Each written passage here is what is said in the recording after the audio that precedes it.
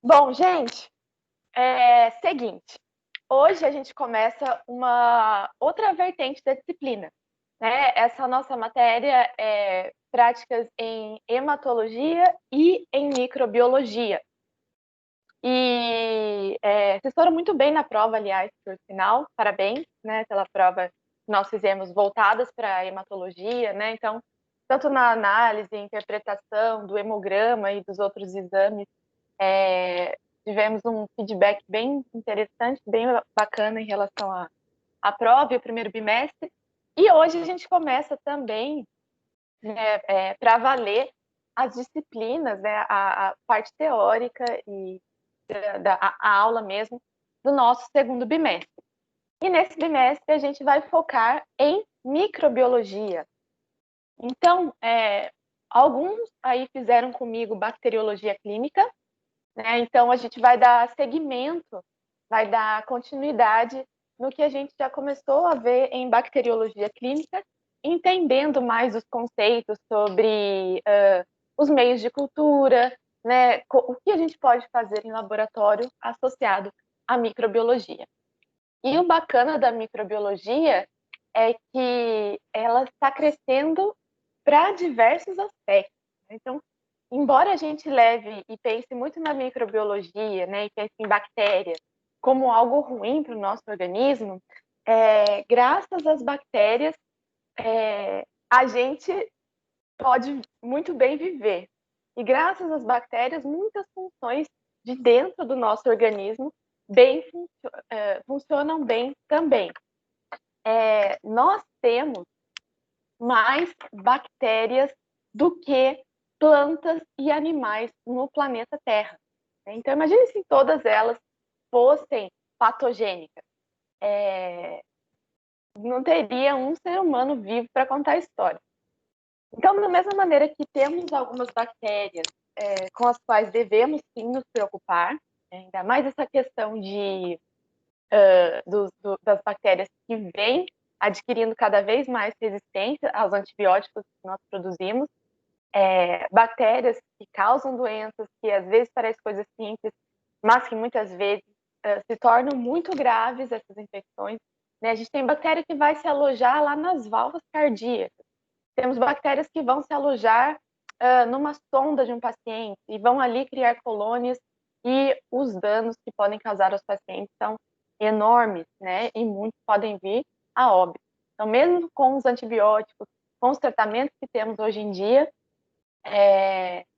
as bactérias muitas vezes acabam, com toda a simplicidade do corpinho delas, muitas vezes elas acabam dominando e destruindo organismos complexos como os nossos. Por isso, então, embora ela seja um serzinho único, unicelular, né, é uma bolinha ou né, um bastãozinho com até 1 micrômetro, mais ou menos, que pode destruir uma vida complexa num organismo complexo como é o nosso. E isso acontece todo dia. Principalmente essas benditas dessas bactérias que vêm apresentando resistência aos antibióticos, elas não são bobas. Elas vão estar principalmente nos hospitais. E é lá nos hospitais onde temos pessoas mais debilitadas, que já estão com o organismo, né, de certa forma, comprometido, né, com ausência de algum aspecto de saúde, e isso é um prato cheio para essas bactérias, né, porque elas têm maior facilidade de invadir aquele organismo que já está um pouco comprometido, e, às vezes, mesmo com tratamento antibiótico, não faz nem cócega. E outro problema que a gente enfrenta também em relação às bactérias é justamente o uso desenfreado dos antibióticos. Então, gente, nós ficamos limitados, né? Porque chega no médico, chega no hospital, um paciente com sintomas clássicos de uma infecção, um processo infeccioso bacteriano. E o médico, ele tem duas opções, né? Vamos já entrar com antibiótico, porque as bactérias estão ali salivando, né? Dentro daquele corpo, elas têm tudo e muito mais que necessitam. Mas o correto, né? O legal seria falar assim, olha, bactérias, vocês parem de crescer aí só um minutinho, que eu vou fazer uma cultura, vou lá no laboratório, fazer uma cultura da amostra desse paciente, para a gente ver a qual antibiótico e qual concentração a gente precisa para acabar com você. Mas é óbvio que não é assim que funciona, né, gente? Então, ao mesmo tempo que essa bactéria está criando clones aos montes dentro do paciente, seria o tempo que a gente precisaria para descobrir a qual antibiótico essa bactéria seria sensível ou resistente.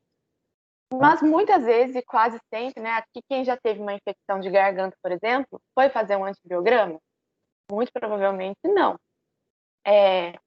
Justamente porque a gente tem uns antibióticos em umas concentrações mais, entre aspas, padronizadas, e essas concentrações, entre aspas, padronizadas é o que vai, infelizmente, garantindo essa resistência que as bactérias vão criando, né? E temos outro problema também que a gente escuta ao longo da vida, que é a questão de você estar tomando antibiótico e no meio do caminho você fica bem, né? Antibiótico, muitas vezes, são 10 dias de tratamento. E lá no 7º dia você já está bem, né? Isso aí vocês escutam ao longo aí da vida da graduação. Acho que vários professores devem comentar esse mesmo aspecto. E daí, chega no 7º dia, você já está bem e fala, eu não vou mais tomar porque eu já não estou mais com sintoma. Mas o que acontece?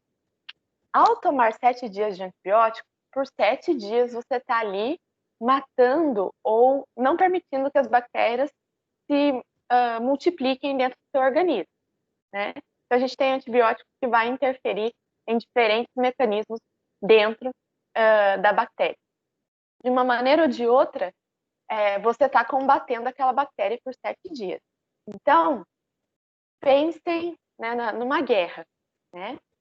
7 dias de batalha. 7 dias seu corpo contra a bactéria. Por 7 dias, o combate está ali acontecendo. Muitos foram mortos. Muitos soldados bacterianos foram mortos. Mas a inteligência, sabe, a cabeça da guerra, quem bola, quem planeja as estratégias, tá quietinho lá na tribo, lá naquela construçãozinha que eles fazem, onde ficam bolando a guerra. Por 7 dias você combateu os soldados. E ali você achou que a guerra estabilizou.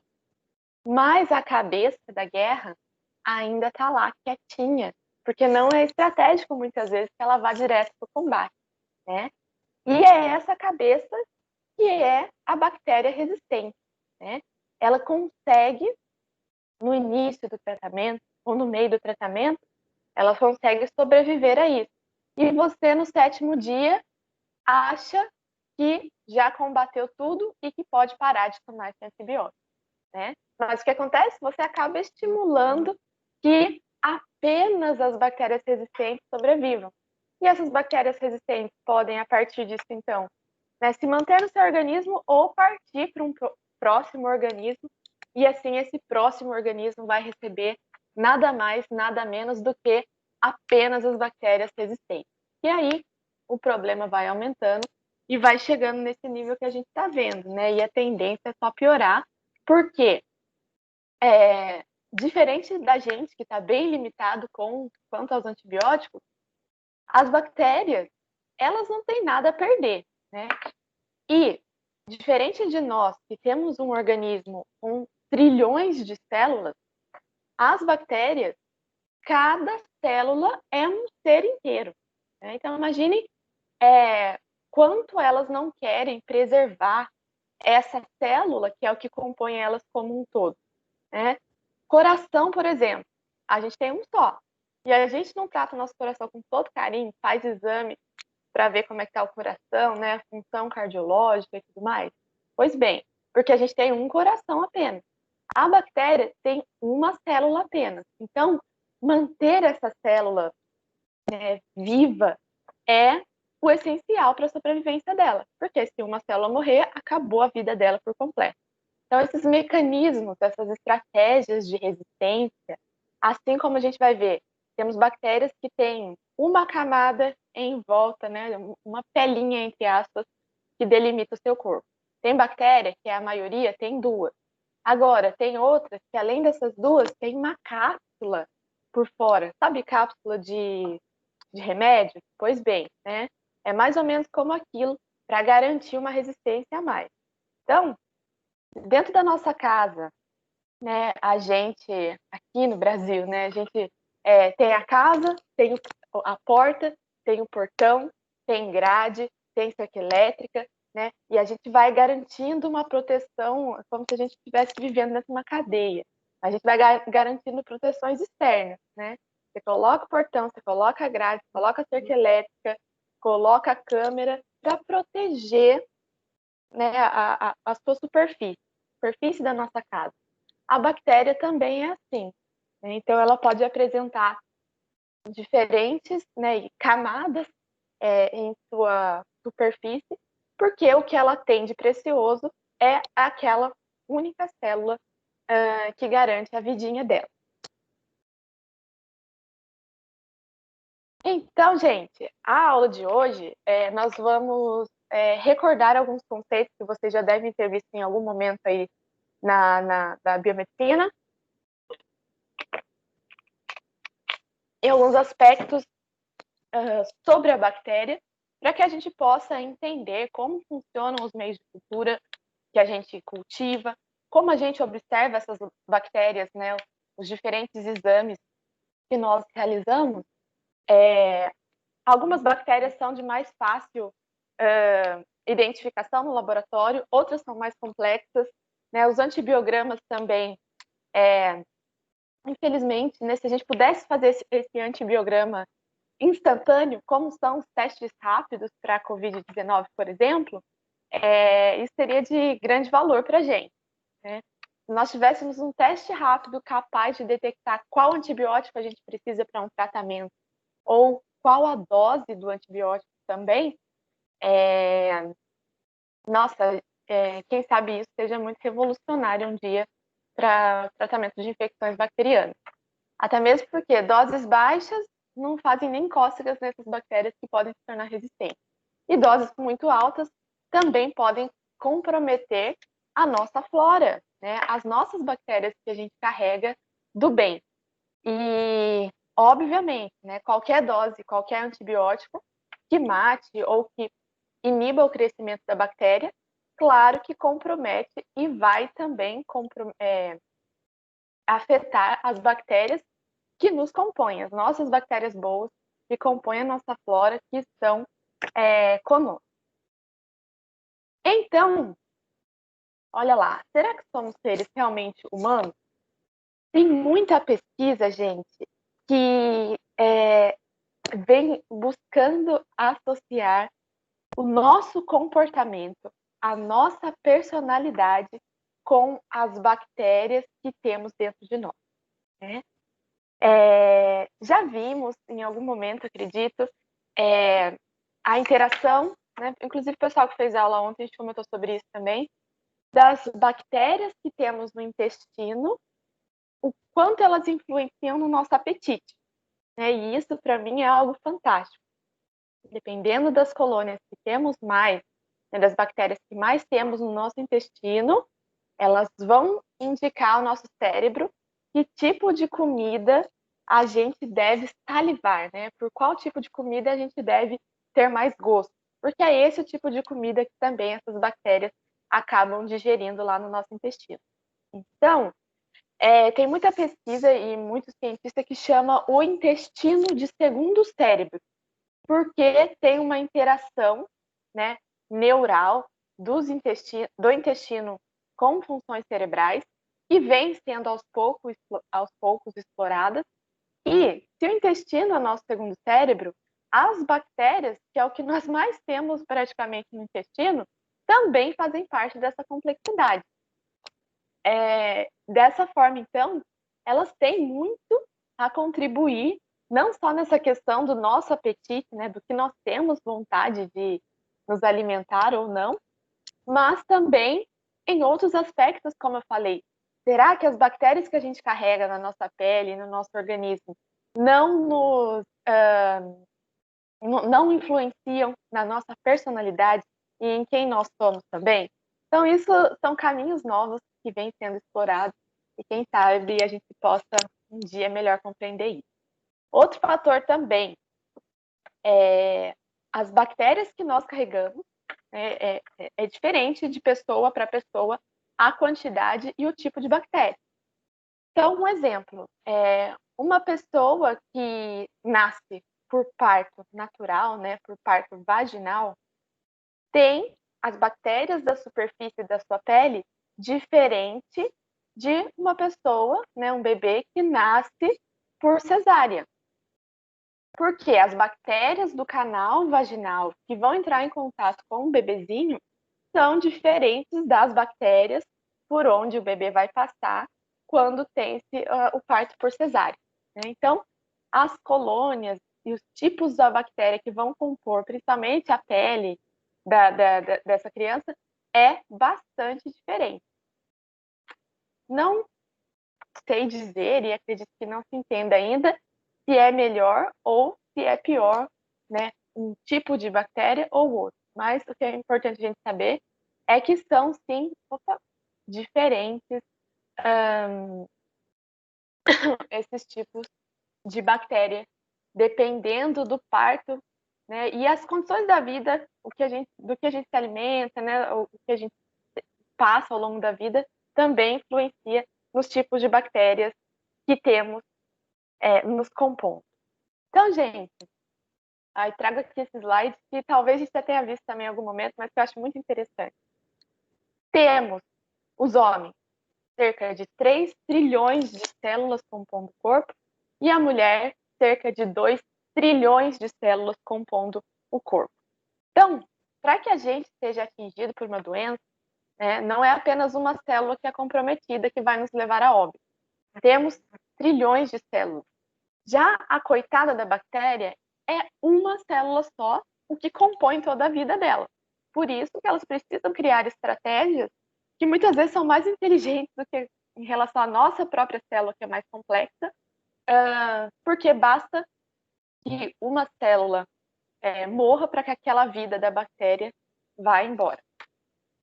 E dentro do nosso organismo, olha lá, a gente viu que um homem tem cerca de 3 trilhões de células.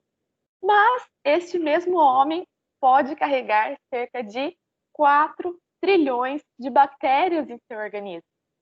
Já a mulher, a gente viu que a gente tem cerca de 2 trilhões de células. E carregamos também dentro de nós cerca de 4,5 trilhões de bactérias. Então, notem, será que somos realmente seres humanos ou somos seres hospedeiros de bactérias, já que temos muito mais bactérias do que células em nosso organismo? E esse aqui é um estudo de 2016. E, claro, gente, é uma estimativa, né? Não tem como você pegar um corpo e começar a contar 1, 2, 3 bactérias. Não é assim. Mas foi um estudo, né, feito em uma revista muito conceituada. Antes desse estudo, acreditava-se que nós tínhamos 10 vezes mais bactérias do que células dentro de nós. Então, quanto será que isso não influencia em quem nós somos, em nossa personalidade, nas nossas atitudes e assim por diante? Hoje eu vou fazer um pouco de papel de advogado do diabo, né? Porque bactérias são muito mais interessantes do que ao que a gente se limita a estudar muitas vezes, né? Então, quando a gente pensa em bactéria, a gente vai pensar em doença. Mas as bactérias têm muitas funções que são essenciais. E, e isso, às vezes a gente pensa, né? É um ser tão simples. O corpinho delas é tão simples, mas às vezes você ser simples é de muito mais valor do que você ser completo. Então, a bactéria, ela nada mais é do que dentro dela, ela só tem o que ela realmente necessita. Nós, olha lá minha célula que vive aqui comigo. Ó, a quantidade de tranqueira que a gente tem dentro da célula, né? Da célula eucariótica. Digo tranqueira, mas tudo tem sua função muito bem especializada, por isso somos muito mais complexos. Mas para a bactéria, ela não necessita de complexidade. A vida simples dela, né, a vida simples, a vida na roça, para ela está mais que suficiente. E isso é de grande valor. E embora seja de vida simples, vem dando um baile na gente em relação aos antibióticos. Então, as bactérias, graças a elas, parte do nosso alimento que a gente ingere é digerido. As bactérias que estão lá na nossa pele, por exemplo, não permitem que alguns fungos ou outros patógenos se instalem na nossa pele. Por quê? Ela está vivendo aqui, né? Temos aos montes de bactérias na nossa pele, e é vantajoso para ela que o nosso corpo esteja bem, né? Porque senão a gente vai, se a gente estiver em desequilíbrio, ou se a gente vier a óbito, elas também têm que buscar um caminho novo para elas. Então, elas acabam protegendo a nossa pele e o nosso organismo contra outros patógenos externos. Algumas vitaminas são produzidas pelas bactérias e, olha que legal, já ouviram falar em bioluminescência? Né? Para quem aí já assistiu Procurando Nemo, se lembram desse peixão aí? E eu fico imaginando a primeira pessoa que estava fazendo, né, levou uma câmera pro fundo do oceano e acabou se deparando com esse peixe aí, né? Bonito ele não é. E, aliás, quem é o palhaço do filme It perto dessa cara aí, nada simpática? Mas a estratégia de simbiose que acontece, né, a nível bacteriano nesse peixe aí, acho que chama Angerfish. Né? Anger porque olha a cara dele, como também não é nada simpático, como eu disse. Mas imagino eu, quem estava inicialmente com uma câmera lá no fundo do oceano, e esses peixes a gente geralmente vê na Discovery, no Fantástico, né? Quando a gente vê aqueles vídeos de vida no fundo do mar. E a pessoa com a câmera se depara com um bicho desse pela primeira vez, imagina, né? Mas, enfim, no oceano, conforme a gente vai descendo, a gente, não a gente, né? Porque a gente não consegue chegar na pressão atmosférica que se tem aonde vive esse peixão aí. Mas conforme vai descendo, né, a luz vai sendo barrada. Então, a primeira luz é a vermelha, que se para de enxergar, por fim vai ficando só azul, e até chegar onde ficam esses peixes aí, que é uma escuridão completa. Então, onde fica esse peixe, que é no fundo do oceano, e tá aí outra coisa complexa, né, gente? Quanto será dos organismos e micro-organismos e os organismos gigantes que existem no fundo do oceano? Será que não está lá a cura do câncer, a fonte da juventude, né, a cura da AIDS, a cura do coronavírus? Quantos seres existem lá que a gente nem imagina?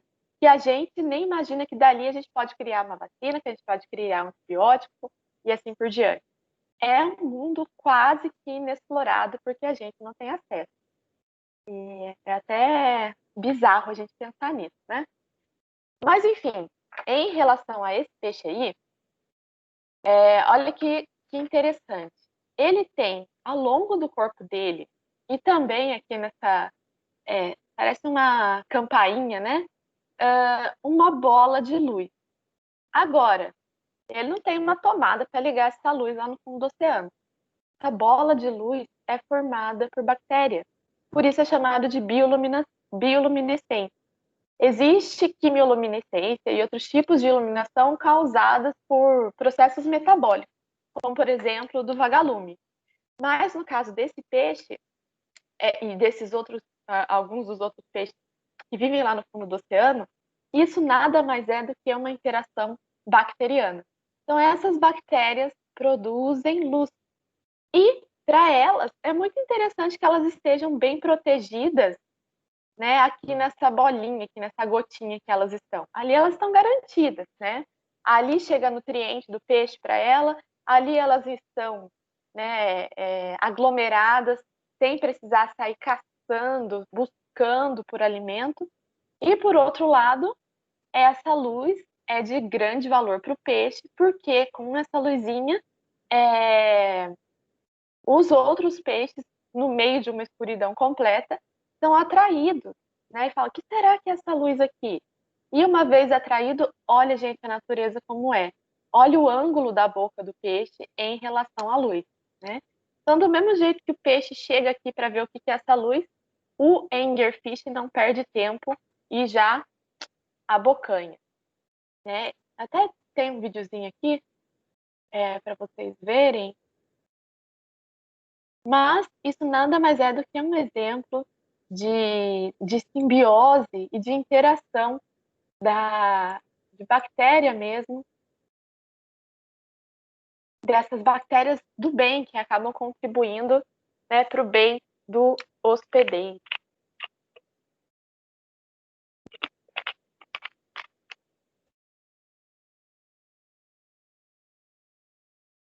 Olha lá que daqui a pouco vai aparecer esse peixe, né, para quem nunca ouviu. Olha lá.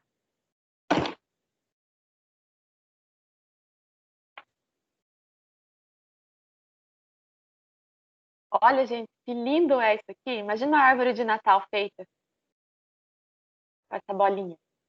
Alguns piscam, outros se movimentam para realmente chamar atenção. E notem, né, a cauda do peixe, as barbatanas, também possuem essa bioluminescência causada por bactérias. E são diversas espécies de bactérias que compõem, que realizam essa bioluminescência. Então, um peixe tem diversos tipos de bactérias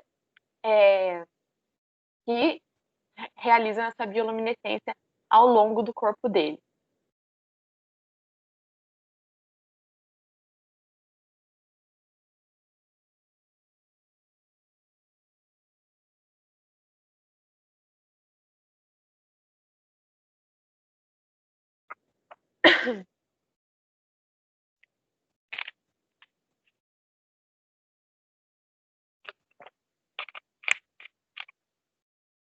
Olha esse que se movimenta, né? Além da luz, ele vai se movimentando. Ele parece ter até pinturas indígenas pelo corpo, tudo causado pelas bactérias que garantem essa bioluminescência. Essa é a presa, coitado, que fica encantado com aquela luzinha.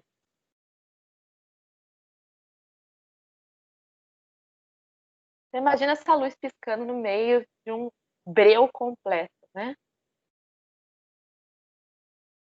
Então, nesse momento, a presa se aproxima da luz e o peixe já não perde tempo e abocanha. Como eu disse, quem é o palhaço It perto dessa cara aí, não muito simpática?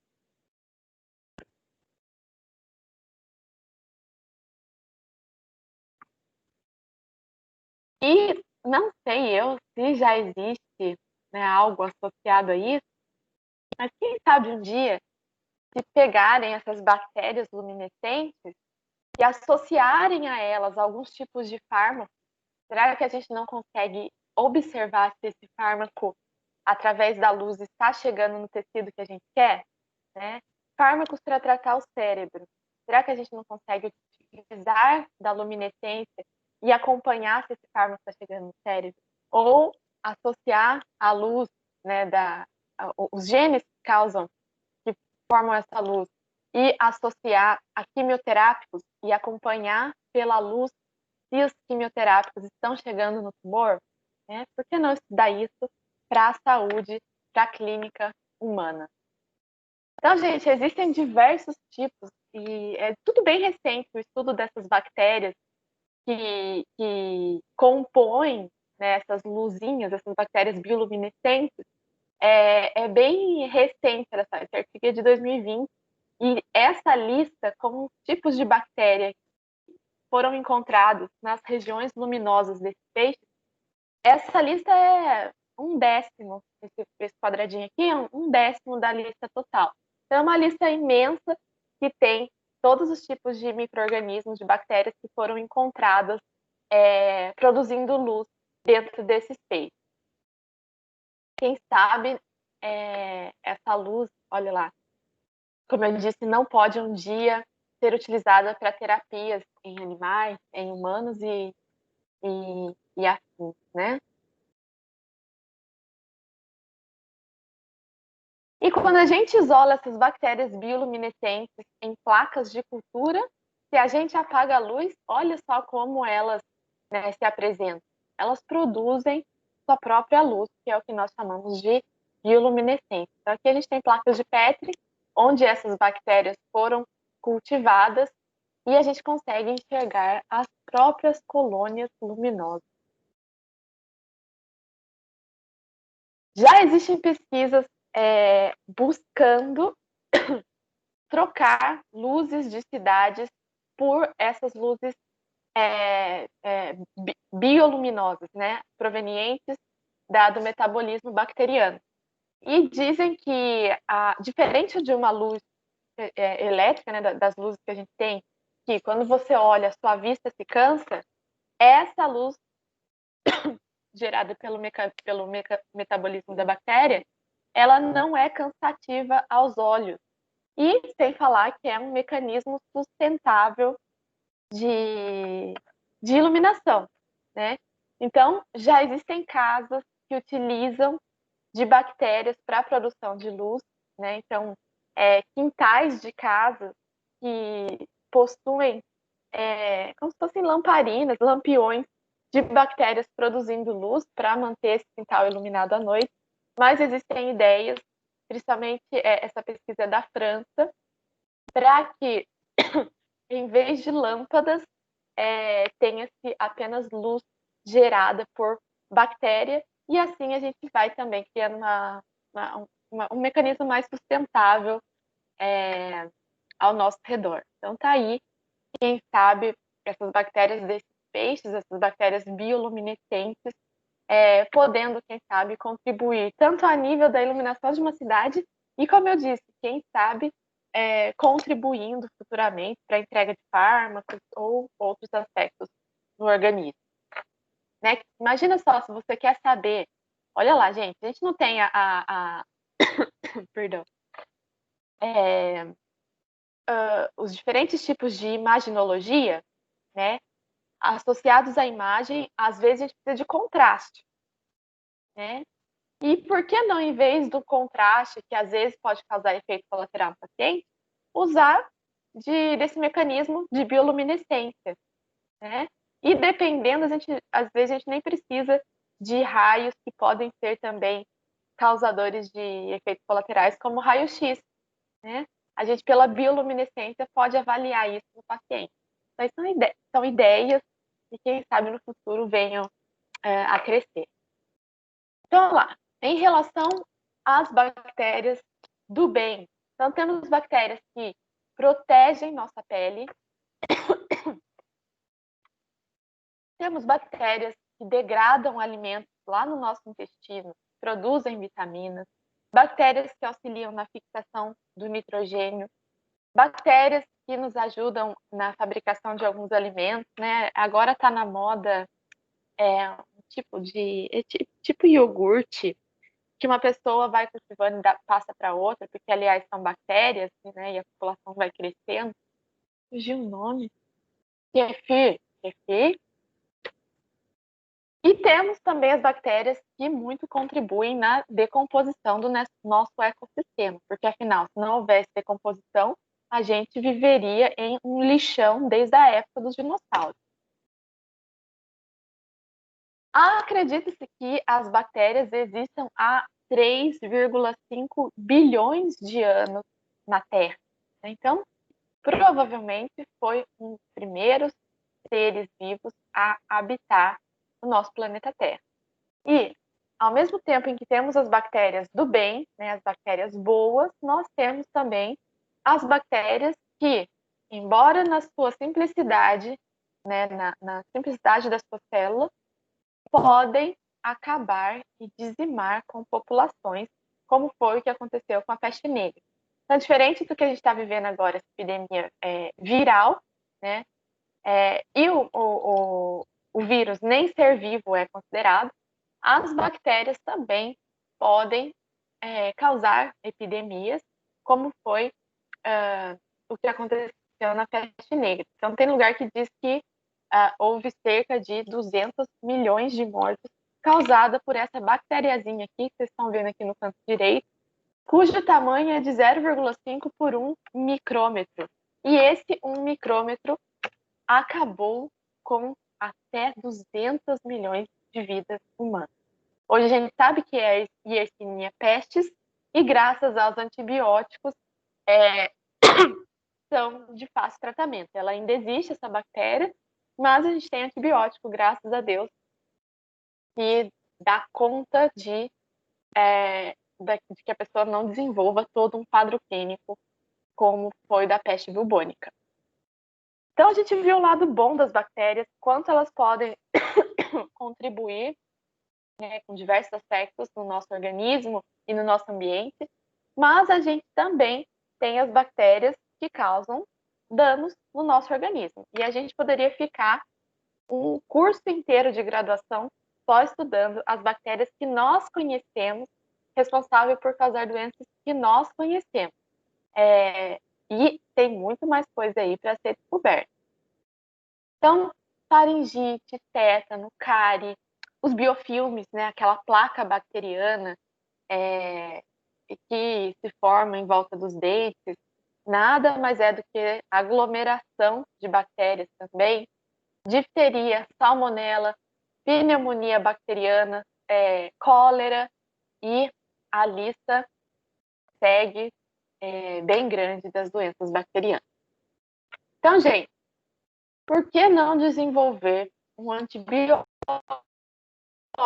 para acabar com o bendito do vírus da Covid-19? Como o próprio nome já diz, o termo antibiótico, antibio, né? Antivida. Vírus não é considerado vida. Então, como é que você vai dar um antibio, que é antivida, para um negócio que nem vida é considerado? Então, antibiótico não funciona com vírus. Para vírus, a nossa estratégia é outra, né? Que vai principalmente pelo lado da vacina. Para a bactéria, a nossa estratégia é parar o crescimento ou matar, porque ali a gente tem vida. Para o vírus, a nossa estratégia é fortalecer a nossa imunidade, né? Então, vejam como os tratamentos são diferentes, né? Para a bactéria, matar, ou fazer com que ela pare de crescer. Para vírus, não estimular a nossa imunidade para combater aquele vírus. Porque ele não é vida, nós não temos mecanismos capazes de diretamente matá-los muitas vezes. Então, gente, questão de concurso aí. Não existe antibiótico para vírus, tá? Porque vírus não é vida. Então, alguns conceitos, né, sobre bactéria, para a gente poder bem começar essa parte de microbiologia da disciplina. As células procarióticas não possuem organelas envolvidas por membrana. Então, o citoplasma dela é muito menos complexo do que uma célula eucariótica, uma célula animal. O que as bactérias têm? Citoplasma. Citoplasma é o que está dentro da membrana, né? Então, que compõe ali o meinho dela. Ribossomos, e vamos lembrar da função dos ribossomos, né? Interpretar a função do material genético e produzir proteína, né? Que é o resultado do que a mensagem do material genético indica.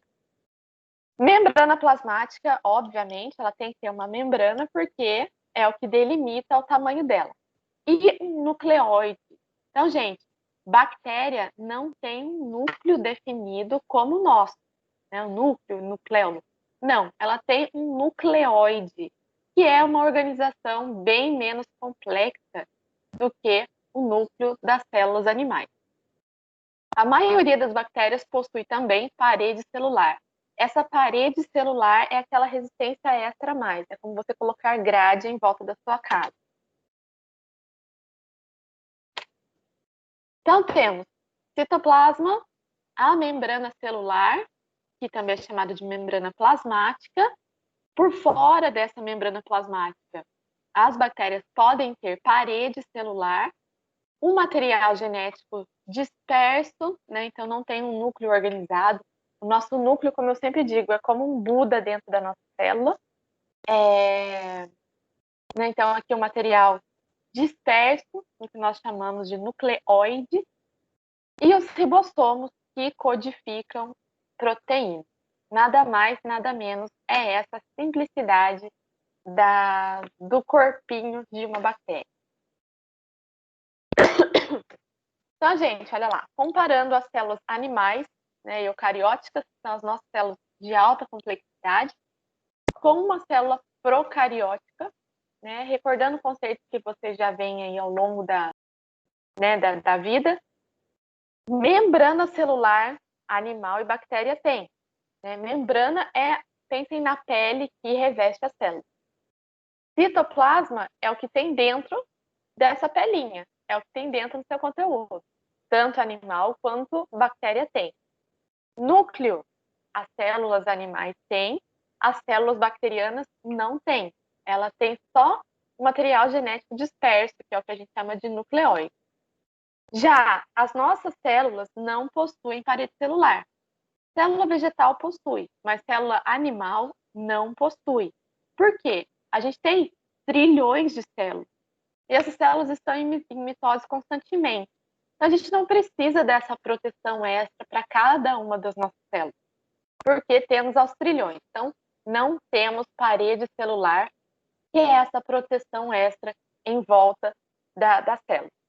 Já as bactérias, vamos pensar naquele conceito que a gente está falando, as bactérias, coitadas, né? Elas são células únicas, solitárias.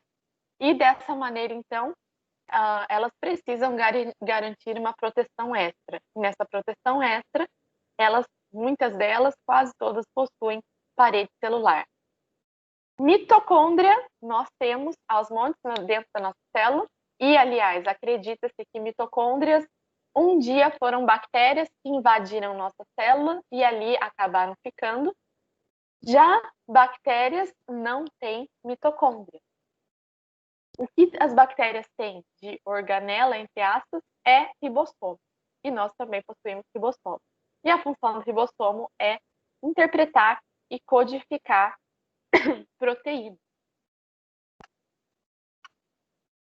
Então, gente, se a gente for observar a composição da bactéria, a gente tem aqui em azul esse nucleóide, né, esse material genético disperso aqui pelo citoplasma. Nós temos essas bolinhas laranjas que são os ribossomos. Nós temos a primeira proteção, que é a membrana plasmática, assim como das nossas células. A parede celular, né, e a parede celular garante essa resistência extra. Parede celular é principalmente composta de polissacarídeo, né, e é mais resistente do que a membrana. Por fora ainda dessa parede celular, não são todas, mas existem bactérias que possuem cápsula. E essa cápsula é uma proteção a mais. É como se fosse uma proteção a mais por fora da casa da bactéria, né? É uma proteção rígida de glicoproteína e polissacarídeo. É como a cerca elétrica em volta da casa com grade. Algumas bactérias possuem flagelo, outras possuem o que a gente chama de fímbria e pili. Bom, quanto ao formato dessas bactérias, os principais tipos dos formatos que temos é ou esférica, que é em bolinha, ou em bastão, que a gente chama de bacilo, ou espiral, que a gente chama de espirilo, ou espirilo e espiroqueta, como a gente vai ver. Existe também a vibrião, por exemplo, que é um bastão um pouquinho mais curvado, né? Parece uma vírgula. Então, temos os cocos, que parecem coquinhos, são formatos esféricos. Temos os bacilos, em formato de bastão, e as que são espirais. Então, gente, tem um videozinho aqui para vocês terem ideia de como é diferente o tamanho, a relação de tamanho das bactérias.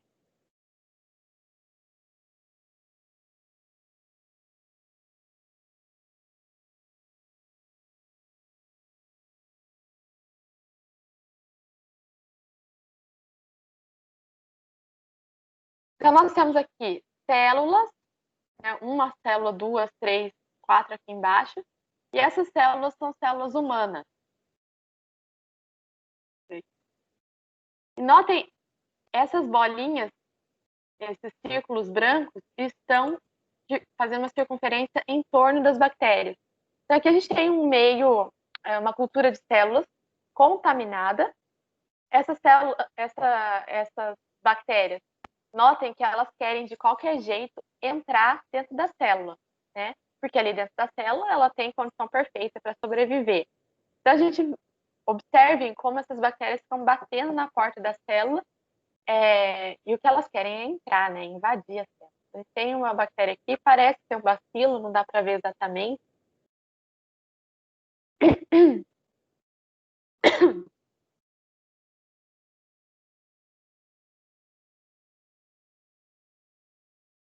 Olha aqui. Aqui, com certeza, são bacilos. O corpo é um pouco mais rígido, é mais difícil dele conseguir, né, se locomover, se movimentar ali naquele meio de cultura. Mas notem como eles todos ficam batendo na membrana da célula, porque o que eles querem é entrar dentro da célula para poder utilizar os nutrientes que a célula fornece. E aqui tem outro exemplo.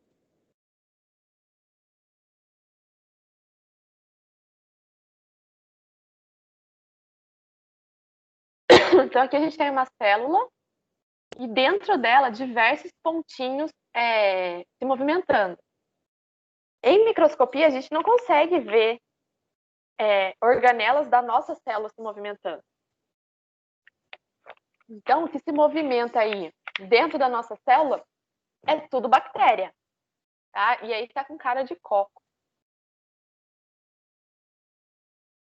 Então, a gente tem as bactérias fora que querem entrar e as que estão aqui dentro se utilizando dos nutrientes que tem dentro daquela célula ali, olha lá. Então, todos esses pontinhos se movimentando e pulando dentro da célula e na superfície da célula, eles estão ali, são bactérias infectando aquela célula. E ali, ao mesmo tempo que elas estão infectando, elas estão criando clones, né, aumentando sua população, e sai dessa célula, vai para outra, e isso vai gerando o quadro clínico de infecção do paciente.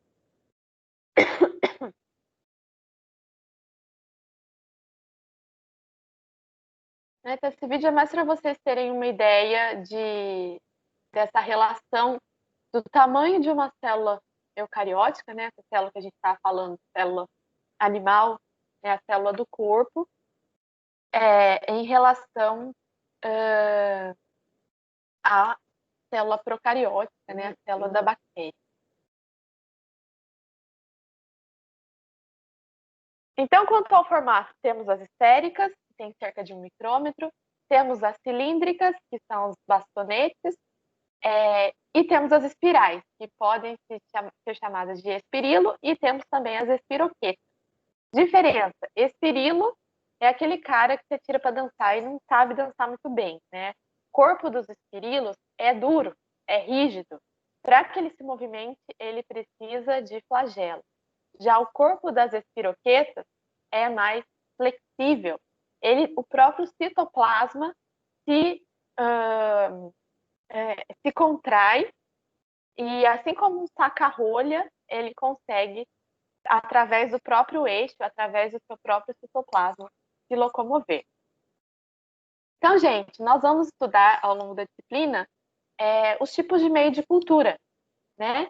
E existem diferentes meios de cultura para diferentes tipos de micro-organismos que a gente quer observar no laboratório, né? Então, será que está crescendo gram positivo, gram negativo, salmonela, alguma espécie específica. Para alguns tipos, a gente tem meio de cultura específico que só permite que um tipo de bactéria cresça. Outros não são seletivos, apenas permitem que qualquer bactéria cresça ali e tudo isso a gente acompanha no laboratório. Muitas vezes, após a gente plaquear, basta 18 a 24 horas para que as colônias de bactéria comecem a crescer. Se nós observarmos, né, que a gente tem uma placa de cultura e um meio sólido sobre ela. Então, existem meios líquidos, e meios semissólidos e meios sólidos. Então, aqui a gente tem a base de agar, e agar é gelatina, praticamente. Então, a rigidez de um meio de cultura com base em agar tem o aspecto de uma gelatina. Esse agar aqui, no caso, é agar sangue de carneiro. Então, entre os nutrientes que a gente tem ali na base de agar, a gente tem sangue, como eu disse, sangue de carneiro. Se a gente pensar no nosso organismo, quando a gente tem sangue, as bactérias podem muito bem crescer ali. Existem outros meios de cultura, como, por exemplo, BHI, que é Brain Heart Infusion, que é uma infusão cérebro-coração. Outras utilizam de extrato de carne, né, que são elementos que nós teríamos dentro do nosso corpo, mas que a gente simula nesses meios de cultura. Existe também a agar feita à base de glicose e batata, né, que fornecem nutrientes para que as bactérias e os micro-organismos, também fungos, possam crescer em laboratório. Importante é que, além dos nutrientes, a gente tem que fornecer pelo menos a temperatura relativa ao nosso corpo. Então, a gente prepara essa placa e coloca a 37 graus para simular a temperatura de um organismo onde ela pode estar infectando. Apenas olhando assim, o que a gente vê são essas colônias brancas, mas a gente não sabe que tipo de micro-organismos temos ali. Né? Infelizmente, macroscopicamente, a gente não sabe, a gente não consegue enxergar as bactérias, porque o tamanho que elas têm, né, o 0,8 micrômetro, por exemplo, o range do nosso olho não permite detectar. Mas, se formos pegar uma amostra dessa e levar para a microscopia, a gente vai enxergar isso daí. Né? Então, olha só, bactérias, bacilos, com um flagelo, e esse flagelo é o que garante a locomoção dessas bactérias. Então, isso aqui, né, essas bactérias vistas macroscopicamente, né, em colônias, é assim que a gente observa. Se nós tivéssemos um olho capaz de enxergar essas bactérias se movimentando, eu acho que a gente ia ficar muito assustado, né, porque a todo lugar que a gente olha tem bactéria, inclusive na nossa pele. Então, imagina se a gente visse, se nós víssemos formigas andando pela nossa pele, já não dá nervoso? Agora imagine, isso daí só o que tem na superfície da nossa pele é isso aí. Então é até bom que a gente não possa ver a olho nu. O que temos aqui, então, são bactérias em formato de bacilo. Né? Olha só outro exemplo. Que eu sempre trago essa imagem que eu acho bem bacana. Né? Então a gente tem, como já bem vimos em hematologia, hemácias, que são bolinhas, um glóbulo branco patrulhando, e aqui a gente tem um diplococo, 2 cocos juntos andando de mãos dadas. E notem, gente, que a bactéria, quando a gente observa em uma cultura, que cultura de célula, que acabou sendo contaminada pelo jeito, as bactérias sempre ficam em movimento, né? Seja pulando ou seja por meio do flagelo. Né? Isso ajuda a gente a identificar as bactérias caso haja uma contaminação de uma cultura de célula. Né? Então, notem que elas se movimentam, se locomovem, ficam saltitantes, né, no local onde ela está. Olha aí mais um exemplo. Nesse caso, não temos nem bacilos, nem copos. O formato delas é em espiral, né? Então, lembra que eu falei do cara que não dança, né? Que é mais rígido? É isso aqui que acontece com as bactérias em formato espiral, né? Ou em espirilo. Então, notem que é uma espiral mais difícil de se locomover. Mas temos também as espiroquetas. E o nome já é mais maleável, né? Espiroqueta. As espiroquetas, então, possuem contração no seu corpinho. O citoplasma dela se contrai e isso garante a movimentação dessas bactérias. Aqui a gente tem Treponema pallio. Treponema é o causador da sífilis. Então, imaginem que a pessoa que possui sífilis tem essa bactéria aí, né, que transmitida sexualmente.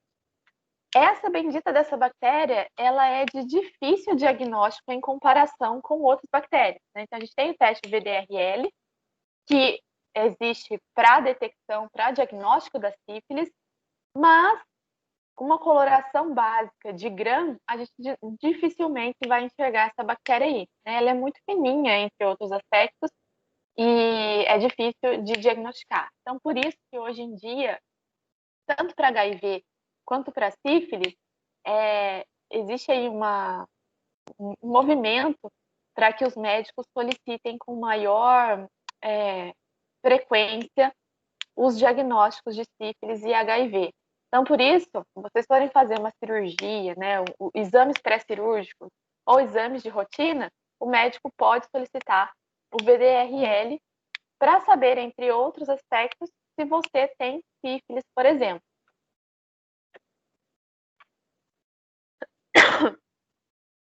Então, a bactéria espiroqueta tem formato espiral, mas ela é bem maleável, né?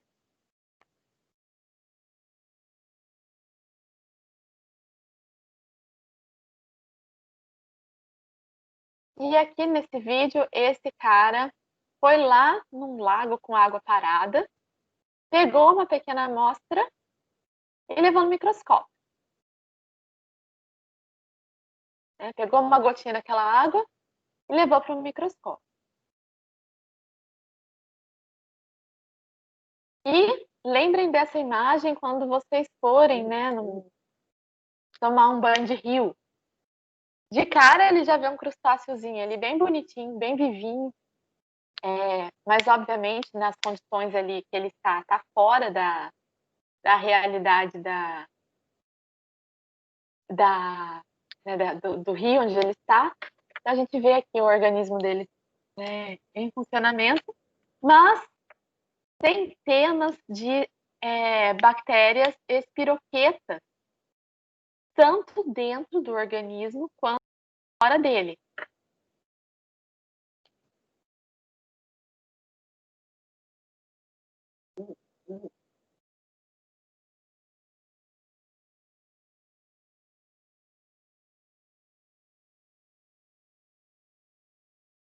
Aqui a gente já tem um crustáceo morto. E em volta dele, mais uma vez, assim como a gente estava vendo a célula infectada, né, naquele vídeo anterior, diversas bactérias batendo na porta das células, porque ali tudo é nutriente. Tem até uns seres mais complexos, né? Provavelmente um protozoário, olha só como é grande em relação às outras bactérias. Aqui a gente tem umas bactérias que já morreram dessas espiroquetas, olha aqui com a mão, com a setinha, tá vendo? Ela não está em movimento.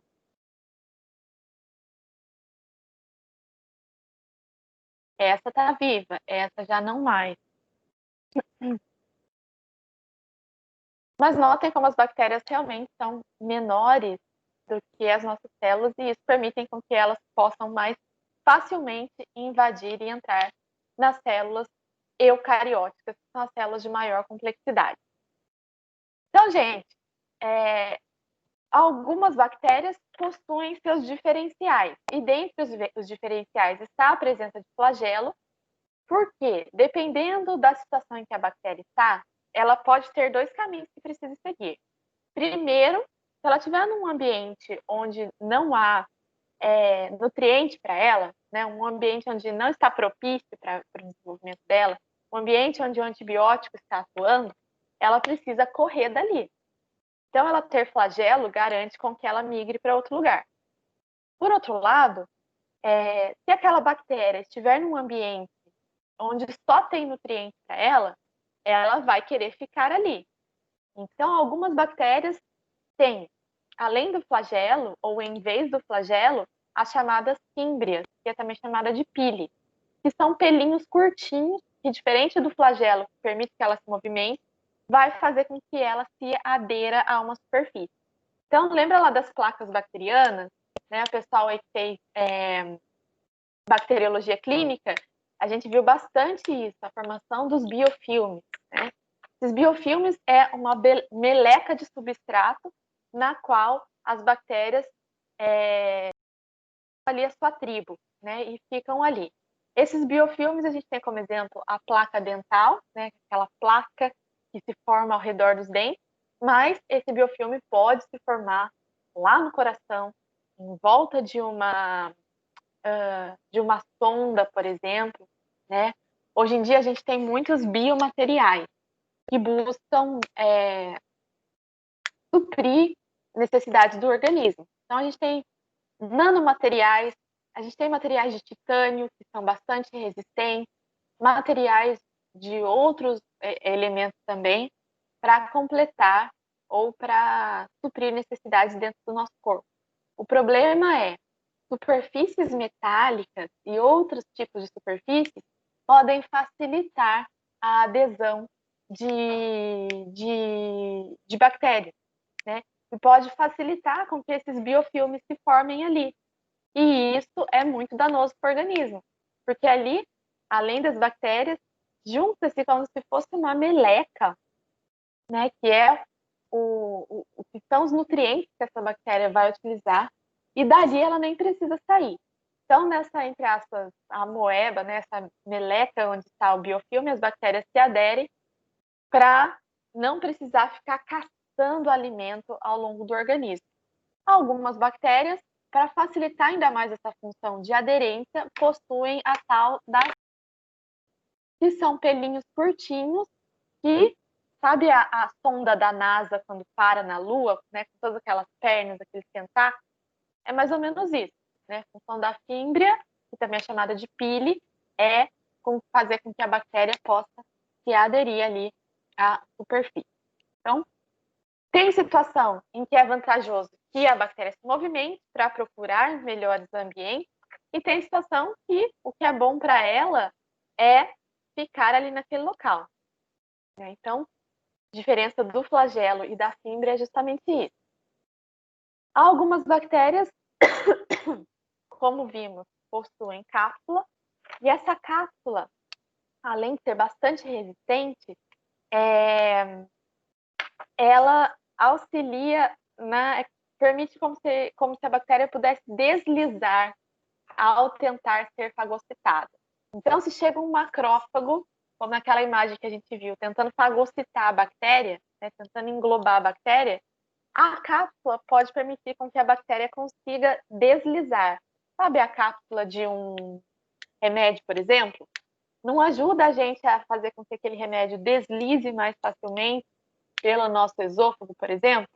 A cápsula, na casa da bactéria, é mais ou menos assim, né? Inclusive, a gente vai ver, existem, às vezes, quando a gente faz a cultura em placa com agar de bactérias que possuem cápsulas, existem algumas cápsulas que a gente chama de mucoide. Por quê? A colônia que a gente vai ver fica com um aspecto mucoso.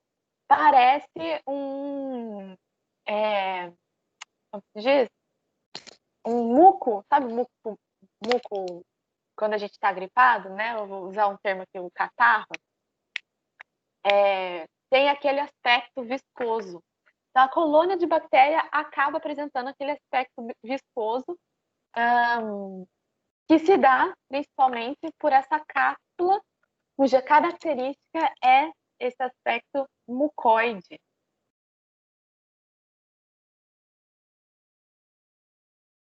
Bom, as bactérias, para se reproduzir, a maioria delas vai utilizar de um processo basicamente de clonagem. Então, as bactérias criam clones delas mesmas e assim aumentam sua população. Esse termo clone, né, é o que a gente observa, é como se fosse uma mitose, mas é denominado de fissão binária. Né? Então, uma vai virar dois, por isso se chama fissão binária. E como é processo de clonagem, assim como teoricamente foi feita, teoricamente não, como foi feito com a ovelha Dolly, por exemplo, é uma reprodução assexuada, né? Não há junção de material genético. Então, o processo de clonagem, entre aspas, que é denominado fissão binária, pelo qual as bactérias se multiplicam, é denominado fissão binária. Existe também outros tipos de reprodução, é o nome mesmo em que se enquadra, e é denominado sexual, né, sexuada, no qual existe transferência de material genético de uma bactéria para outra. Como nós vamos estudar, existe o chamado plasmídio, né? Então, a bactéria, mesmo com sua simplicidade, toda a composição precária que ela carrega, ela pode sim ter o que chamamos de plasmídio. Esse plasmídio é uma circunferência de material genético fora do DNA. Então, é um DNA que a gente chama de extracromossômico, né? É uma molécula dupla de DNA circular que essa bactéria pode ou não possuir, né? E essa molécula extra de DNA que algumas bactérias possuem, né, que são os plasmídios, elas conseguem se reproduzir independente do material genético normal da bactéria. Então, a gente vai entender melhor como funcionam os plasmídios, mas os plasmídios são muito utilizados hoje em dia para diversos aspectos. Dentre eles, por exemplo, a insulina, a produção da insulina dentro de um laboratório se dá devido aos genes que a gente consegue incluir, por exemplo, nesse plasmídio, né?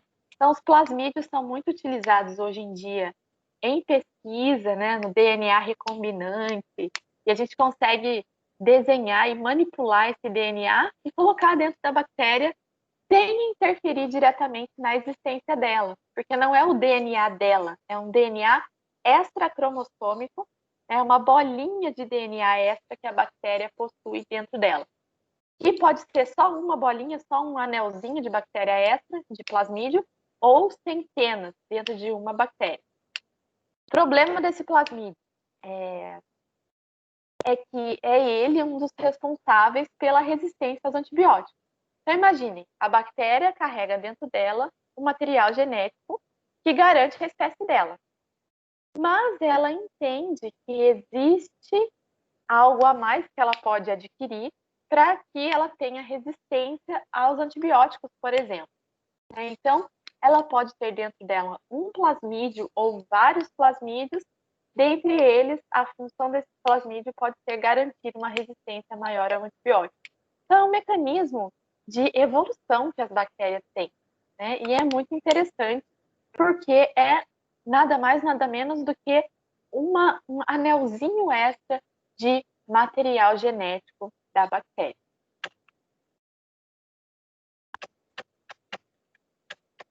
Então, gente, essa fissão binária, a cada 20 minutos, uma bactéria vira duas.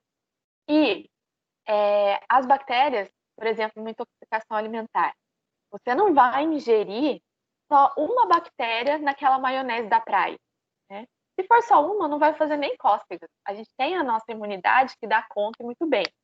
Então, algumas bactérias, para que a dose infectante capaz de causar mal para o nosso organismo, às vezes é 10 a quinta, 10 a sexta bactérias que temos que ingerir para que seja suficiente a quantidade a nos causar algum dano. Né? Então, algumas bactérias, em 20 minutos, elas já passam por esse processo de fissão binária. Né? Então, a cada 20 minutos, uma vira duas. Então, se a gente está falando de 10 elevado à quinta, né? Imaginem só, 10 elevado à quinta a cada 20 minutos, por exemplo, duplicando sua população.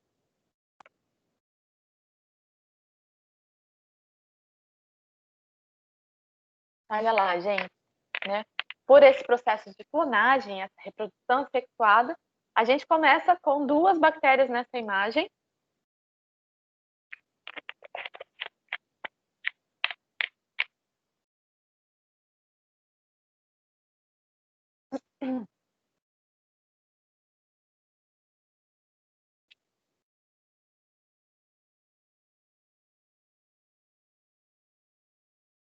É uma que vira duas, duas que viram quatro, quatro que viram oito.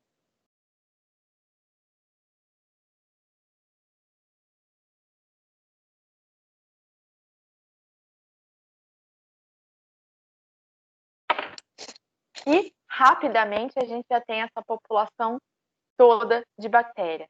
Então, gente, essa questão, né, que a gente estava falando do antibiótico. Né? O que é mais vantajoso? Já entrar com o antibiótico, porque isso está acontecendo dentro do organismo, ou falar, ó, peraí, bactéria, a gente não tem como fazer isso, né? Peraí, bactéria, que eu vou descobrir qual é a dose e qual é o antibiótico melhor para acabar com você. Então, numa infecção bacteriana, a gente muitas vezes não tem tempo para perder, não, né? Porque isso aí está acontecendo dentro das células, dentro do organismo da pessoa, né? E vai debilitando a pessoa. E uma pessoa que já está com a imunidade comprometida, isso daí vai ganhando proporção ainda maior, porque além de tudo, aquelas células que fagocitam a bactéria, células são essas, principalmente o monócito, vira macrófago, e os neutrófilos, né? Então, são esses, o neutrófilo é o tipo de glóbulo branco que a gente mais tem em circulação, porque a todo momento a gente está exposto à bactéria. E a função do neutrófilo, como a gente estava vendo na etapa anterior da matéria, é justamente combater bactéria principalmente. Por isso que mais de 60% dos glóbulos brancos que a gente tem em circulação, em uma condição saudável, é de neutrófilo, porque estamos expostos o tempo todo à bactéria. Então, embora exista bactéria entrando e querendo invadir o nosso corpo o tempo inteiro, muitos neutrófilos com uma função de combater isso daí. Então, gente. Ô, gente. Oi. Oi, a Meire, tudo bem? Oi, Meire. Cada antibiótico ele tem um mecanismo de ação, né? Mas ele destrói só a bactéria ou ele destrói a célula toda? Então, a gente vai estudar os mecanismos pelos quais os antibióticos destroem ou inibem o crescimento da bactéria, tá? Então, um dos métodos pelo qual o antibiótico vai interferir na bactéria é na produção de ácido fólico, por exemplo, que as bactérias produzem, elas têm o ribossomo e produzem o próprio ácido fólico. A gente, por exemplo, não produz ácido fólico. A gente precisa dele por meio da alimentação. Mas existem antibióticos que buscam esse mecanismo a fim de ser menos danoso para as células do nosso corpo, por exemplo, e assim conseguem atuar diretamente nas bactérias. Né? Mas existem alguns mecanismos que acabam debilitando o nosso corpo, até mesmo porque debilita também as nossas próprias bactérias. Então, espera aí que a gente vai chegar nos mecanismos dos antibióticos. Tá certo. Ótima pergunta. Certo. Perfeito, Meire. Muito bem. Bom, em relação, então, à reprodução, então, embora a maior parte aconteça por reprodução assexuada, ou seja, não precisa de contato entre duas bactérias, existe a transmissão de DNA de uma bactéria para outra. Esse DNA que passa de uma bactéria para outra, geralmente, é o plasmídio. E é esse plasmídio que pode garantir uma maior resistência, por exemplo, a antibióticos. Então, esse DNA circular, né, esse plasmídio, ele pode garantir não só resistência a antibiótico, mas também virulência, né, aumentar a infectividade dessa bactéria em um hospedeiro. Pode aumentar também a gente denomina de fertilidade, né, mas melhorar o processo de reprodução das bactérias também. Então, a reprodução sexuada, olha lá, ela depende de um pile sexual. Então, olha só que pilão a gente tem aqui, né? E sempre é uma bactéria doadora que vai se conectar por esse pile sexual a uma bactéria receptora, de modo a, por esse pile sexual, esses plasmídios, né, esse DNA bacteriano, vai passar dessa bactéria doadora por dentro do pile e chegar na bactéria receptora. E assim, essa bactéria receptora vai ter dentro dela também esse plasmídio, esse DNA transmitido por uma bactéria doadora.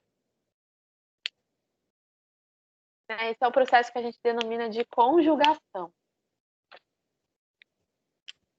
E olha aí como ele acontece. Então, notem aí nesse videozinho o momento do contato desse pile sexual entre uma bactéria doadora e outra receptora.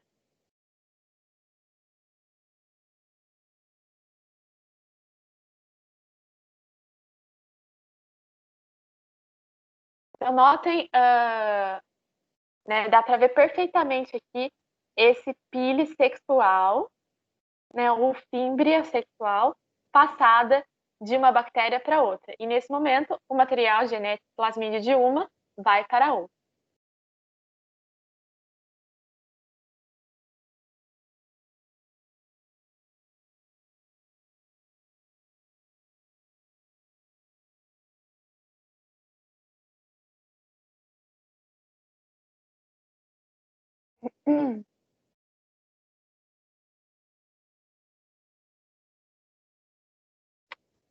Então, gente, aqui a gente tem outro. Aqui é um protozoário, mas que também está fazendo esse processo de conjugação, né? Que é uma reprodução sexuada de transmissão do material genético de um lado para outro.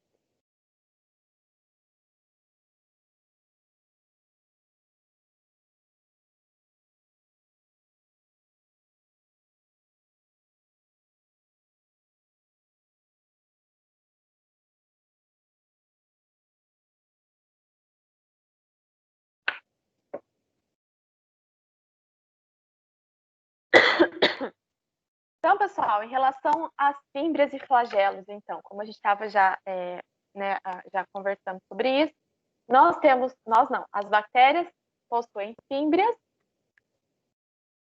e entre elas existem as fímbrias sexuais, que são chamadas também de pile sexual. Função das fímbrias é aderência à superfície, né? Então, a gente tem perna e com a perna a gente pode tanto andar quanto ficar no lugar. As bactérias, qualquer vento pode soprar e levá-las, né? Então, elas tendo essas fímbrias, o pile, né, as fímbrias aqui curtinhas, garantem com que elas possam melhor ficar sobre uma superfície, se for esse o interesse da bactéria. Agora, essa bactéria aqui, né, a gente vê que ela tem tanto flagelo quanto fímbria. Então, se ela quiser ficar, ela tem uma maior facilidade de aderência, mas ela também pode se locomover devido à presença do flagelo. O flagelo, né, diferente das fímbrias, que são curtinhas e rígidas, os flagelos são longos e mais maleáveis, para que assim como uma cauda, né, pense no espermatozoide, para que assim ela possa melhor se locomover. Né? Então, olha aí fímbrias curtinhas e mais rígidas para aderência e o flagelo mais longo e mais fino, inclusive, né, mais maleável, para garantir a locomoção. Então, gente, essa imagem aqui, a gente consegue ver, né, bem delineado essas fímbrias, né, que permitem que colônias de bactérias possam se manter sobre uma superfície. Né? Nesse artigo, não diz, essa imagem que eu peguei não dizia, mas acredito eu que aqui seja um biofilme, né, que a gente vê esse aspecto, como eu falei, parece mucoso, né, de onde a superfície do biofilme é de grande interesse para as bactérias, justamente porque aqui elas têm acesso a nutrientes e o problema se dá, às vezes, quando esses biofilmes se destacam, ou seja, existe tanta bactéria ali que já não está mais suficiente a quantidade de nutrientes para todas as bactérias. Então, esses bolinhos de bactéria podem se destacar de um biofilme e buscar outro lugar do corpo para se instalar. E é nesse momento que pode se instalar, como volto a dizer, lá na válvula cardíaca, pode parar lá no coração da pessoa. Por isso, muitos estudos com biomateriais, volto a dizer, busca estudar a interação com o biofilme. Né? Então, não adianta você propor um biomaterial para, por exemplo, suprir um fêmur. Né? Então, senhorinha foi e quebrou o fêmur. Em vez da gente usar os materiais que a gente tem hoje em dia, vamos fazer uma capa de nanomaterial em volta desse osso que foi fraturado. Beleza, a ideia pode ser brilhante. O material pode deixar o osso mais rígido, garantir que o osso vai se regenerar mais facilmente, mas, embora tenha todas essas funções benéficas, se esse material permitir que as bactérias possam se aderir com maior facilidade, aí já tem uma grande desvantagem. Né? Porque não adianta você pensar só na sua área de interesse e não pensar na formação das bactérias que também circundam por ali. Porque, afinal, no momento da cirurgia, no momento que você vai abrir aquele paciente para colocar o material, a bactéria do ambiente todo vai entrar ali, né? Então, isso tem que ser muito bem pensado. Assim vale também para o desenvolvimento da vacina, né, gente? Que a gente tanto comenta. São várias etapas que tem que ser tudo bem pensado para que não aconteça de chegar numa população grande e a gente descobrir os efeitos colaterais só depois do ocorrido, né? Então, por isso que, tanto para o desenvolvimento de um biomaterial, quanto de uma vacina, quanto de um fármaco novo, até chegar no formato comercial, até chegar na mão da população, são vários aspectos que têm que ser pensados para que efeitos adversos não venham a ser descobertos já com o fármaco, ou o material, ou a vacina já presente na população. E mesmo com tanto estudo, ainda assim, muitas vezes, existem os efeitos colaterais que a gente não consegue prever. Então, quanto mais a gente conseguir estudar, seja um fármaco, uma vacina ou um biomaterial em laboratório, mais garantido isso vai chegar na mão dos pacientes. Bom, esse artigo aqui provavelmente a gente já tenha visto em algum momento, em alguma aula, porque eu acho ele interessantíssimo. Né? Existe um mecanismo que a gente chama de absorção, no qual as bactérias, muito estrategicamente, pegam DNA ao redor de onde elas estão, a fim de, quem sabe, utilizar aquilo a seu favor. Né? Então, a gente tem aqui Vibrio cholerium, que foi estudado, né? Então, a bactéria causadora da cólera, que foi estudada em laboratório. E, olha só, gente, em 15 segundos, ela olha para o lado, né? Sabe os batedores de carteira? Que em 10 segundos já pega a carteira, já puxa um colar e traz para ele. As bactérias fazem um processo bastante parecido de pescar DNA ao seu redor, a fim de, quem sabe, se for do interesse dela, que aquele DNA passe a fazer parte do seu material genético, né? E assim, quem sabe, formar uma parte de um novo plasmídio dentro da bactéria.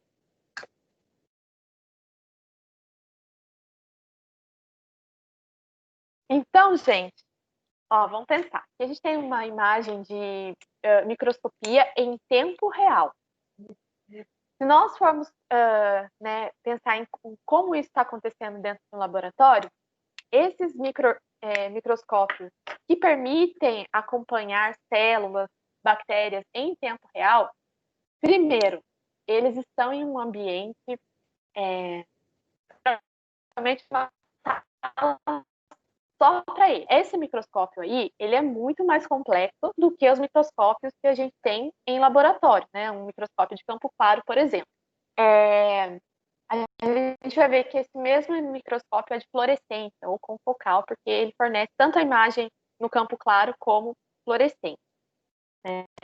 E importante, a gente tem um microscópio e quando a gente está acompanhando, né, em tempo real, ou seja, ali está vivo,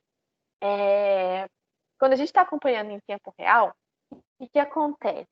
Quando a gente tira a amostra, seja do corpo, ou seja da bactéria, nesse caso, a gente tem que manter as mesmas condições nas quais elas estariam vivas, por exemplo, dentro de um organismo, né?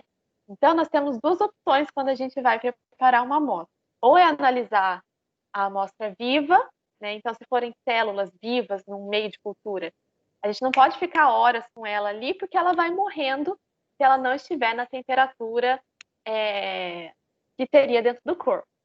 Ou a gente pode fixar, né? E quando a gente fixa, aquela célula morre, mas ela fica fixada na lâmina, por exemplo. Já em tempo real, para se acompanhar o que está acontecendo com uma bactéria ou com uma célula em tempo real, geralmente o microscópio está dentro de uma câmara com a temperatura ideal do organismo, que no caso é 37 graus. Então, provavelmente, o microscópio que fez essa imagem, né, ele tem uma câmara em volta de onde a gente coloca a amostra, como se fosse uma estufinha, que permite que ali dentro a temperatura seja mantida de acordo com o que o analista quer. Tá? Então, por que eu estou falando isso? Porque a gente olha essa imagem e a gente vê aqui, né, parece bacilo, mas notem, ele é um pouco curvado, então é um vibrião, né, como falei, parece, tem um aspecto um pouquinho de vírgula, né, é um bacilo um pouquinho curvadinho, que a gente chama de vibrião. E aqui, olhando, parece que os dois estão na paz, né? Que nada está acontecendo. Mas, quando a gente utiliza de alguns marcadores fluorescentes, e a gente tem marcador fluorescente para N fatores né, desde organela até a superfície da célula, a elementos específicos de dentro da célula também, e esses marcadores são caríssimos. Né? Aqui no Brasil, a gente compra e a gente importa grande parte dele, né, desses biomarcadores. E cada 20 microlitros custava, na época que eu utilizava, R$ 4.000. Né? Hoje, com o dólar do jeito que está, deve estar beirando uns R$ 10.000, 20 microlitros. Para vocês terem uma ideia, uma gota tem 50 microlitros, aproximadamente. Né? Então, uma gota que você vê tem 50 microlitros. Estou falando de 20 microlitros. Menos da metade de uma gota deve estar custando cerca de R$ 8.000.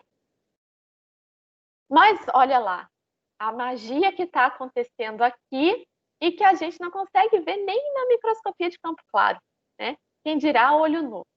Se essa mesma imagem, quando muda-se o filtro e a gente põe na fluorescência, né, no filtro fluorescente, e esse material já foi previamente marcado com esses marcadores fluorescentes, olha o que está acontecendo aqui e que a gente às vezes nem imagina. Né? Isso pode estar acontecendo o tempo todo dentro do nosso organismo também. Então, as duas bactérias aqui, ó, essa aqui está na paz, não está fazendo nada. Já essa daqui, por aquele processo de absorção, ela vai e pesca fragmento, né, fragmento vermelhinho aqui. Esse fragmento vermelhinho nada mais é do que fragmento. Então, gente, o que isso pode indicar? Fragmentos de DNA disperso aqui nesse ambiente, vamos pensar isso num organismo. Então, imagine, você está com uma infecção e está fazendo uso de antibiótico. Nesse antibiótico, as bactérias foram lisadas, se romperam, né? Fragmento de DNA foi exposto. Essa bactéria aqui, o que ela está fazendo? Pescando fragmentos de DNA que ela encontra no meio do caminho e levando para dentro dela. Ali dentro dela, ela vai pensar: será que isso daqui pode ser conveniente para mim? Será que isso aqui pode me garantir?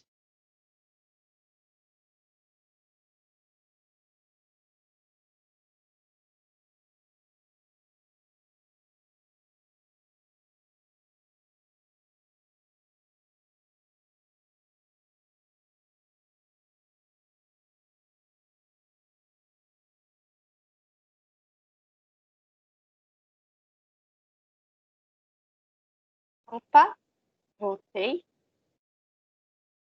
Peraí, gente, que a minha internet aqui caiu. Só um minutinho.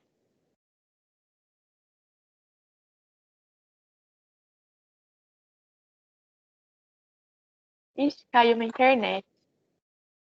Peraí, só um minuto, gente. Estou usando o celular.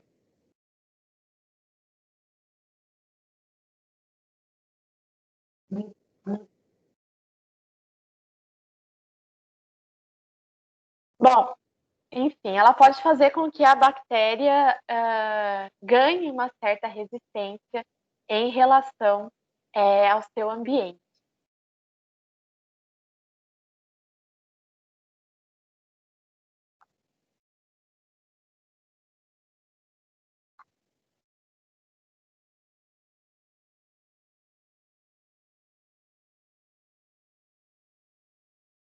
Bom, gente, vou ter que compartilhar minha tela sim.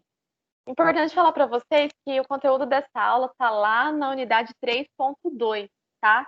Caiu a minha internet e ainda não voltou. Então, daqui a pouco volta, mas por enquanto a gente vai acompanhando desse jeito.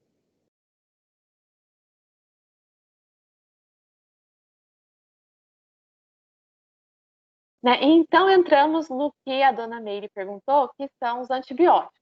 Né? Os antibióticos antibio, antivida. Então, eles não atuam contra vírus, como a gente falou, justamente porque vírus não é considerado ser vivo e os mecanismos pelos quais os antibióticos funcionam não atingem a estrutura viral. Bom, o primeiro antibiótico, né, o pessoal aí que fez bacteriologia, nós já comentamos sobre esse caso do Alexander Fleming, que ao acaso descobriu o antibiótico. Né? Ele tinha um laboratório onde provavelmente era de microbiologia e ele fazia culturas de bactéria, e ele simplesmente esqueceu, e dizem que foi por dias que ele deixou uma placa com uma cultura de bactérias sobre a mesa. E quando ele voltou para limpar o laboratório, ele viu que naquela placa um fungo do ambiente tinha se depositado e começou a crescer naquela placa. Esse fungo, alguma toxina, algum veneno, ele estava liberando, ele estava produzindo, a nível de não permitir que as bactérias daquela cultura crescessem em volta dele. Então ele olhou aquilo e falou: opa, tem alguma coisa interessante aqui, né? Vamos investigar para ver o motivo pelo qual esse fungo não está permitindo que a bactéria cresça em torno dele.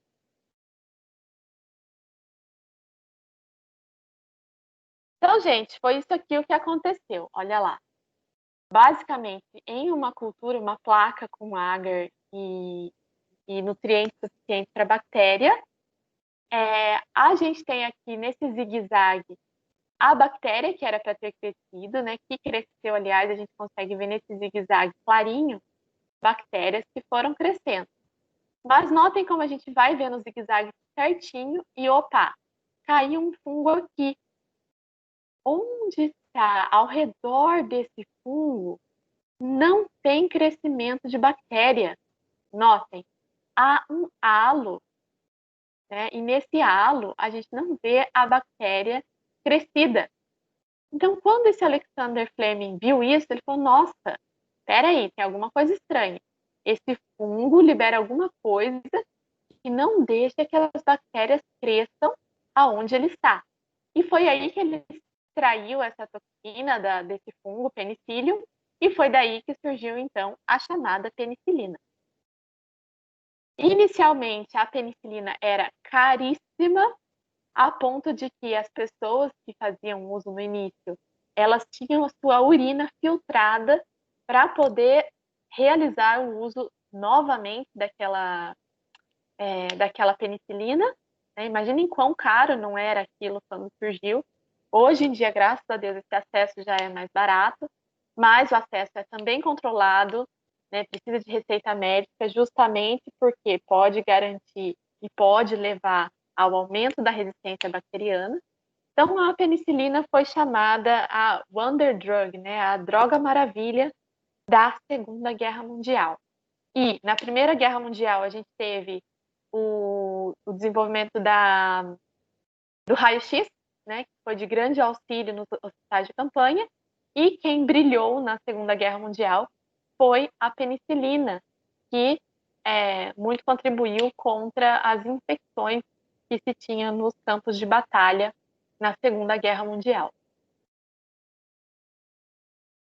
O primeiro cara tratado com antibiótico foi esse policial da Inglaterra, que, olha só, gente, ele quase veio a óbito simplesmente porque ele se arranhou com um espinho de uma rosa do jardim da casa dele. Né? Então, a gente está falando de cerca de 80 anos atrás, gente, né? Da época da Segunda Guerra, 1940, década de 40. Então, notem como isso é relativamente recente. A descoberta do antibiótico se deu cerca de 80 anos atrás. E, embora o tempo tenha sido tão curto, né, de 80 anos atrás, a gente já sofre e muito com a resistência aos antibióticos. Então, essas bactérias bandidas, nesse curto período, já criaram resistência, já evoluíram em relação ao que a gente tem para combatê-las. Quantas centenas de milhares de anos a espécie humana precisa para criar pequenos mecanismos de evolução? E a bactéria, né, na simplicidade dela, rapidamente, em 80 anos, já é resistente, né? A gente já tem bactéria resistente a todos os tipos de antibióticos que nós produzimos. Então,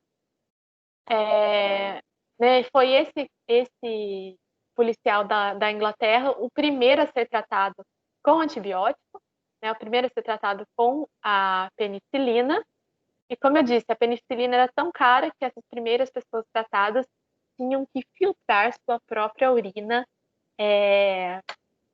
para poder reutilizar a penicilina. Então, em algumas propagandas da penicilina durante a Segunda Guerra,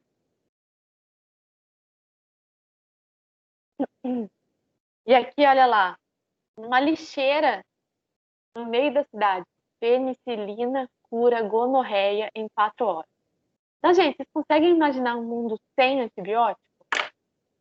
E notem como isso é recente, né? Na época dos nossos avós e nossos bisavós, a gente, né, se perguntarem para eles não tinham pais e avós que vinham a óbito por câncer, por Alzheimer ou por doenças associadas ao envelhecimento. Isso principalmente porque na época, antes da década de 40, né, antes do final da década dos anos 30, não existia antibiótico. Então, bastava, como a gente viu, um espinho para arranhar a pele, né, para perfurar a pele, e ali a pessoa poderia vir a óbito. Então, antes disso, contava-se principalmente com, uh, com a com a imunidade da pessoa. Por outro lado, as pessoas tinham uma imunidade melhor do que a nossa, né, gente? O estresse era diferente naquela época, não que seja maior ou menor, mas acho que as pessoas parece que sabiam lidar melhor com aquilo, e a imunidade das pessoas era o que garantia, né, da melhor forma, o combate contra as bactérias, justamente porque não se existia, além de tudo, os antibióticos na época, né? A era pré-antibiótica. E nós estamos, parece que, voltando a essa era, já que os nossos antibióticos estão ficando muito limitados, né? Ou, na verdade, as bactérias estão evoluindo muito em relação aos antibióticos que nós produzimos. Então, gente, a função dos antibióticos é principalmente matar ou parar o crescimento das bactérias. Também interromper a síntese da parede celular. Então, aí como a Meire perguntou, né? Os antibióticos buscam atuar principalmente em funções que não atinjam as nossas células. Contudo, né, o uso do antibiótico pode gerar, sim, um estresse nas nossas células, entre outros fatores, principalmente um estresse oxidativo, e acabar, entre outros fatores, atrapalhando e, por esse estresse oxidativo, comprometendo as mitocôndrias das nossas células. E mitocôndria é uma organela que bactéria não tem, mas que no nosso organismo pode estar sendo comprometido pelo uso de antibióticos, né? Então, dentre os fatores dos antibióticos, interromper a produção da parede celular é um dos mecanismos. As nossas células, como a gente viu, não têm parede celular, né? Então, esses mecanismos que são buscados para atrapalhar a bactéria é justamente para que não interfira também na nossa célula, mas pode gerar, entre outros fatores, um estresse oxidativo nas nossas células mamíferas, né? Mamíferas, né? Células animais. Síntese de algumas proteínas também pode ser observada no uso de alguns antibióticos. Então, muitas doenças do passado que eram consideradas incuráveis, como, por exemplo, a peste negra, tornaram-se tratáveis por meio dos antibióticos que foram desenvolvidos no século passado. Então, gente, aqui só para a gente ter uma prévia do que a gente vai começar a entender com mais detalhes a partir da próxima aula, né? Como caiu minha internet aqui e ainda não voltou,